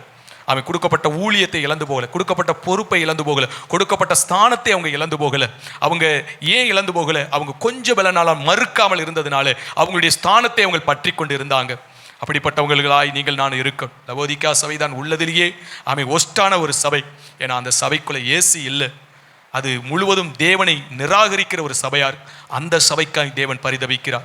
நீ குளிரும் இல்லாமல் அனலும் இல்லாமல் இருக்கிறாயே, எந்த மட்டும் குந்தி குந்தி நடப்பாய்? கர்த்தர் தெய்வமானால் கர்த்தரை சேவி, பாகால் தெய்வமானால் பாகாலை சேவி. எந்த மட்டும் 2 மனமுள்ளவர்களாய் குந்தி குந்தி நடப்பாய்? சரியான ஒரு ஆவிக்குரிய ஜீவியம்னா ஆவிக்குரிய ஜீவியத்துக்குள்ளே வந்து, இல்லைன்னா ஆவிக்குரிய ஜீவியம் இல்லைன்னா ஒன்றும் செய்ய முடியாது. எந்த மட்டும் குந்தி குந்தி நடப்பாய்? நீ இப்படி குந்தி குந்தி நடப்பாய் ஆனால் வெது வெதுப்பாய் இருப்பாயினால் நான் வாந்தி பண்ணி போடுவேன். நீ நிர்பாக்கியம் உள்ளவனாய் இருப்பாய், நீ பரிதபிக்கப்படத்தக்கவனாய் இருப்பாய். நீ என் வார்த்தையை கேட்டு மனம் திரும்பினால் உனக்கு வெண்வஸ்திரத்தை தருவேன். என்னோடு கூட சிங்காசனத்தில் அமர உனக்கு இரக்கம் செய்வேன் என்று லவோதிக்கா சபையை குறித்து தேவன் இரக்கமாய் பேசி இருக்கிறதை பார்க்கிறோம். ஆண்டவரே, 7 சபைகளிலும் நிறை குறை உண்டு, மனம் திரும்ப வேண்டிய காரியம் உண்டு, ஜெயம் கொள்ள வேண்டிய காரியம் உண்டு. ஆண்டவரே ஸ்தோத்திரம். எங்களை நேசித்து இந்த கடைசி காலத்தில் சபைகள் எப்படி போய் கொண்டிருக்கு, இந்த 7 சபையில் ஏதோ ஒரு சபையோடு தான் எங்களுடைய சபை இணைய போகிறது. ஆண்டவரே சோத்திரம், அது பிளதெல்பியா சபையாக இருக்கணும்ப்பா. ஆண்டவரே அப்படிப்பட்டவர்களாக எங்களை மாற்றி விடுங்க. ஆண்டவரே எங்களுக்கு கொஞ்சம் பலன் இருந்தாலும் உம்முடைய வார்த்தையை ஒரு நாளும் மறுக்கக்கூடாது. உம்முடைய வார்த்தையின்படி நடக்கிறதுக்கு கிருபதாங்க. யார் என்ன சொன்னாலும் இந்த பூமியில் ஒரே ஒரு வாழ்க்கை, இரட்சகருக்காக நான் வாழ்ந்து மடியணும், இரட்சகரிடத்திலே நான் போய் சேரணும், எனக்கு கிருபதாங்கப்பான்னு சொல்லி தேவன்கிட்ட ஒப்பு கொடுப்போம். சொல்லப்பட்ட தேவ செய்தி ஏதாயிலும் ஒரு பகுதி நமக்கு உணர்வை கொடுத்திருக்குமானால், ஒருவேளை இருதயத்தை வந்து குத்தி இருக்குமானால், ஆண்டவரே இந்த குறை எனக்குள்ள இருக்கு, இந்த தவறு எனக்குள்ள இருக்குன்னு சொல்லி ஆவியானவர் நமக்கு உணர்த்தி இருப்பானால், வசனம் நமக்கு உணர்த்தி இருக்குமானால், மனப்பூர்வமாய் தேவனுக்கு ஒப்பு கொடுங்க. ஆண்டவரே இந்த வசனத்தினால் நான் உணர்த்தப்பட்டேன், இந்த வசனத்தினாலே நான் குத்தப்பட்டேன். ஆண்டவர் இந்த வசனம் என்னை எச்சரித்தது.